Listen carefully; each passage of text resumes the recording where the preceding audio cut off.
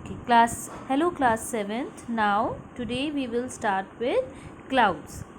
अभी तक हम लोगों ने कई सारे अलग अलग टॉपिक्स के बारे में पढ़ा, that is winds, atmospheric pressure, humidity, ये सारी चीज़ों के बारे में पता करा कि दैट इन सब चीज़ों से टेम्परेचर पे कैसे इफ़ेक्ट पड़ता है, कैसे हम टेम्परेचर को कैलकुलेट करते हैं।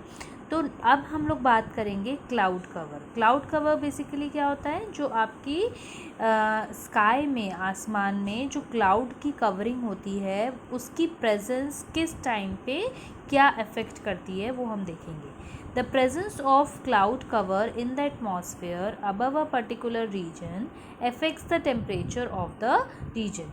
अगर किसी भी पर्टिकुलर रीजन के ऊपर जो एटमॉस्फेयर होता है, जैसा भी एटमॉस्फेयर होगा उसके ऊपर जो क्लाउड्स की प्रेजेंस होगी वो टेम्परेचर के उस पर्टिकुलर रीजन के टेम्परेचर को अफेक्ट करेगा। ये तो जाहिर सी बात है, जिस जगह का वेदर जैसा होगा, जैसा एटमॉस्फेयर होगा उसी उसी की बेसिस पे जो क्लाउड कवर होगा उसी के बेसिस पे वो टेम्परेचर भी डिसाइड करेगा उसी पर्टिकुलर रीजन का।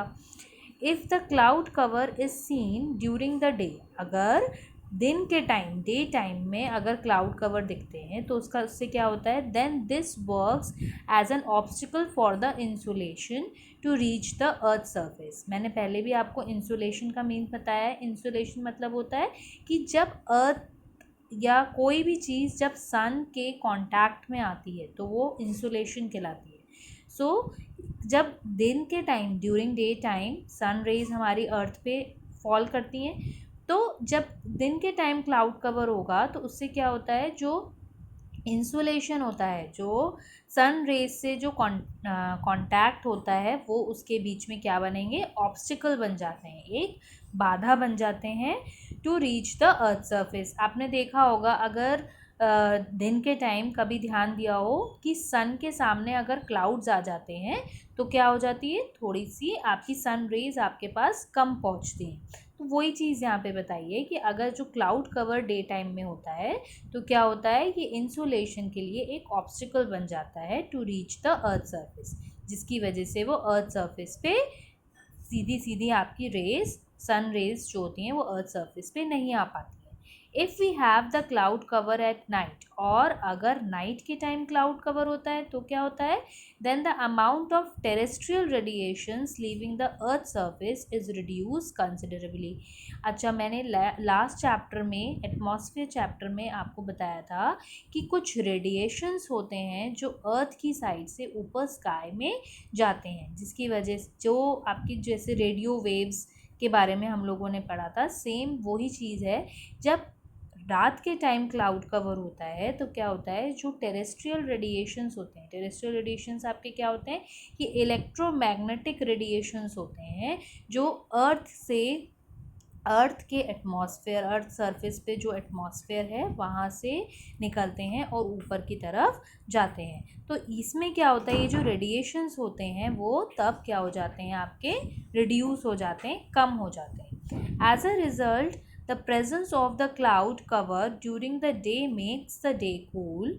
और इसकी वजह से क्या होता है, जो क्लाउड कवर डे, अब हम लोगों ने जो ये चीज़ पढ़ी तो उससे मतलब ये निकलता है कि जो डे टाइम में होता है, अगर डे टाइम में क्लाउड कवर होता है तो क्या होता है, इट मेक्स डे कूल। उससे क्या हो जाता है, जो दिन होता है वो ठंडा हो जाता है। अब जैसे बादल आ गए, अभी आजकल जैसे कि वेदर चल रहा है बारिश का, तो कभी सनरेज आ जाती हैं, सभी सनी डे होता है तो कभी क्लाउडी डे होता है।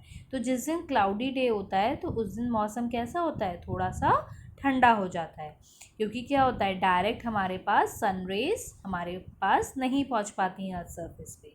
Where as the cloud cover at night makes the night warm. और अगर रात में क्लाउड कवर होता है तो उससे क्या होता है, जो नाइट्स होती हैं वो वार्म हो जाती हैं, यानी कि गर्म हो जाती हैं। The extent of cloud cover is measured in octa. और कितना क्लाउड कवर ये जो मेजर किया जाता है ये ओक्टा में मेजर किया जाता है। Okta is a company in San Francisco. ये एक कंपनी है, मल्टीनेशनल कंपनी है, ये आपकी सैन फ्रांसिस्को में है, जो इसी के क्लाउड कवर की जितनी भी कंडीशंस होती हैं उसको हैंडल करके, उसको मेजर करके बताती हैं।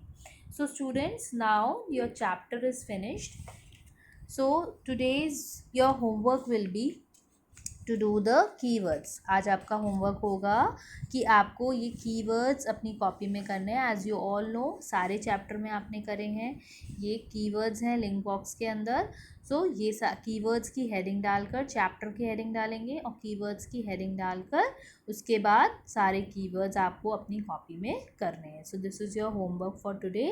और कल हम लोग इस चैप्टर की एक्सरसाइजेस करेंगे और उसके बाद question answers. So students, do your work properly ताकि साइड बाय साइड अपना वर्क कंप्लीट करते रहिए ताकि आपका वर्क लिंगर और ना हो, बहुत ज़्यादा ना बढ़ जाए. तो इसलिए जैसे जैसे मैं आपको बताती जाती हूँ वैसे वैसे अपना काम कंप्लीट करते रहिए. Okay class, thank you.